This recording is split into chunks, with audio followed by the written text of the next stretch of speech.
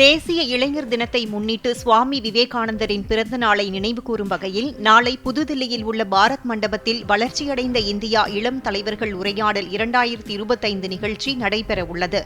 இதில் பிரதமர் நரேந்திர மோடி பங்கேற்று நாடு முழுவதிலும் இருந்து பங்கேற்கவுள்ள 3000 இளம் தலைவர்களுடன் கலந்துரையாடுவார். 10 கருப்பொருட்கள் குறித்து பங்கேற்பாளர்கள் எழுதிய சிறந்த கட்டுரையின் தொகுப்பையும் பிரதமர் வெளியிடுவார்.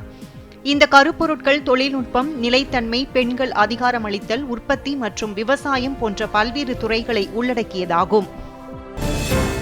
புதுமை தொழில்நுட்பம் மூலம் இளைஞர்கள் இந்தியாவின் வளர்ச்சியை முன்னெடுத்துச் செல்ல உதவுவதை வளர்ச்சியடைந்த இந்தியாவின் முக்கிய அம்சமாக மாற்ற ஒன்றிணைந்து செயல்படுவோம் என்று மத்திய அமைச்சர் எல். முருகன் தெரிவித்துள்ளார். இதுகுறித்து பதிவிட்டுள்ள அவர், ஒரு நோக்கம், ஒரு தொலைநோக்கு, வளர்ச்சியடைந்த இந்தியா என்று கூறியுள்ளார். கொடிகாத்த குமரனின் நினைவு நாள் குறித்து பதிவிட்டுள்ள அவர், இந்திய விடுதலைப் போராட்ட தியாகி கொடிகாத்த திருப்பூர் குமரன் அவர்களின் நினைவு தினம் இன்று. 1932ஆம் ஆண்டு நடைபெற்ற ஆங்கிலேய அரசுக்கு எதிரான பேரணியின் போது கைகளில் ஏந்தியிருந்த தேசிய கொடியை தன் உயிரை விடவும் மேலாக கருதி இறுக பிடித்துக் கொண்டே உயிர் நீத்த உன்னத ஆத்மா திருப்பூர் குமரன். தேசத்தின் விடுதலைக்கு இளம் வயதில் தனது பெரும் பங்களிப்புகளை வழங்கிய திருப்பூர் குமரனின் நினைவு தினமான இன்று அவரது தியாகத்தை போற்றி வணங்குவோம் என்று மத்திய அமைச்சர் எல். முருகன் குறிப்பிட்டுள்ளார்.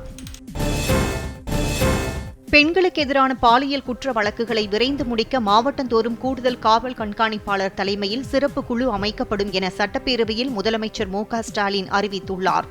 ஆளுநர் உரைக்கு நன்றி தெரிவிக்கும் தீர்மானத்தின் மீதான விவாதத்திற்கு பதிலளித்து பேசிய முதலமைச்சர், பெண்களுக்கு எதிரான பாலியல் குற்ற வழக்குகளை விசாரிக்க சென்னையின் சுற்றுப்புற பகுதி, திருச்சி, மதுரை, நெல்லை, கோவை, சேலம் ஆகிய 7 மாவட்டங்களில் சிறப்பு நீதிமன்றங்கள் அமைக்கப்படும் என்றும் கூறியுள்ளார்.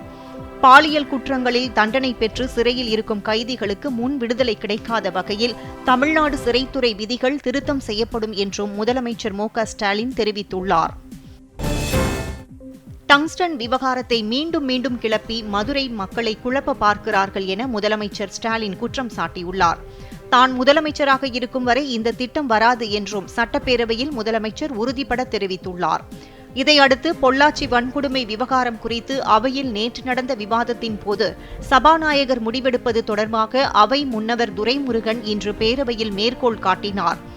இதுகுறித்து பேசிய பேரவைத் தலைவர் அப்பாவு, பொள்ளாச்சி வன்கொடுமை விவகாரத்தில் முதலமைச்சர் கூறியதே உண்மை எனவும், சம்பவம் நடந்து 12 நாட்களுக்கு பிறகே வழக்கு பதிவு செய்யப்பட்டது எனவும் குறிப்பிட்டார்.